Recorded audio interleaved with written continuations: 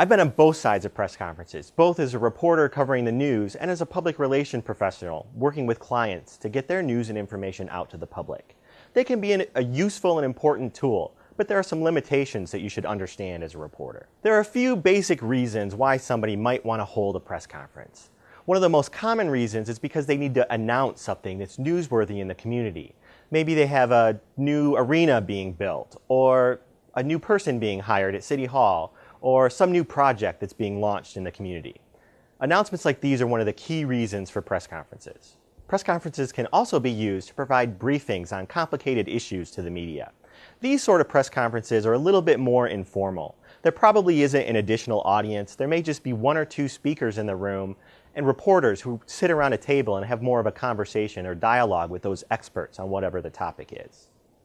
Another key reason for press conferences are for newsmakers to respond to news events.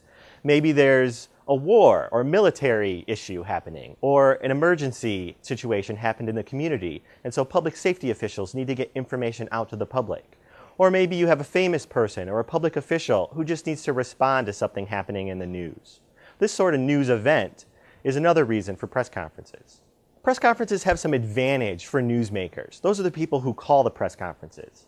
They help newsmakers to get their information out quickly and efficiently to the public. With just one event, they can do interviews with multiple media outlets and spread their news all over the area. This allows them to reach a wide audience. They can talk to the newspaper reporters, to people at local TV stations or radio stations, all with one event. In just an hour or two, they can cover everybody in the media in their community. Press conferences also help newsmakers maintain control over their message. The newsmaker is the person who gets to set the terms of the press conference. When will it happen? Where will it happen? Who's invited? The newsmaker can also have some control over who gets to ask questions and which questions they answer. Press conferences also help newsmakers avoid a media frenzy. We've all seen pictures and video of members of the media swarming around somebody, trying to get a comment or take a picture. Most newsmakers want to avoid these situations. They're stressful, and they don't help those people get their message out to the general public. Press conferences have advantages for journalists, too. Press conferences give journalists access to key newsmakers who might not normally give interviews. People like the president or the prime minister, or people who run a local company or the mayor of your town. These people may not have time to do interviews with every journalist in their community, but by holding a press conference, they can talk to all of them. Press conferences also help journalists get all the information that they need in one place. If there's an emergency situation in their community, the press conference might have the chief of police or the person running the fire department or other people all in the same location. The journalist can talk to all of those people at once and gather everything they need for a story. Press conferences also create a controlled environment to gather the news. That can be important for radio reporters and TV reporters who need to be able to capture quality audio or be able to record video in situations where there's good light. A lot of times press conferences happen in rooms set up for press conferences. So there may be lights in place already for TV cameras or audio equipment that you can connect into to record the interviews. Press conferences also help journalists keep up with their competitors. If everybody's at the same place at the same time, you pretty much know what story everybody else is working on. But how do press conferences work? It's important to remember that press conferences are normally called by the newsmaker. That means that they have some control over exactly what happens at that press conference. Usually there's a speaker with time for questions from journalists. Some press conferences have a roundtable format. That's more informal. That allows journalists to have more of a conversation with people rather than listening to a speaker from a podium. Some press conferences may have multiple speakers.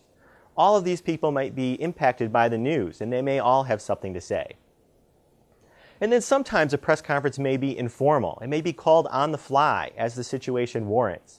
In those kind of situations, you may not have a formal podium or lights or audio equipment.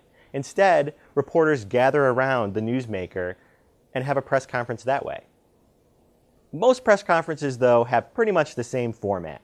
There's often an opening statement by the newsmaker, a speaker or maybe several speakers, and then time for questions and answers. It's important for you as a journalist to understand the limitations, though, of a press conference. At a press conference, every journalist there is getting the same story.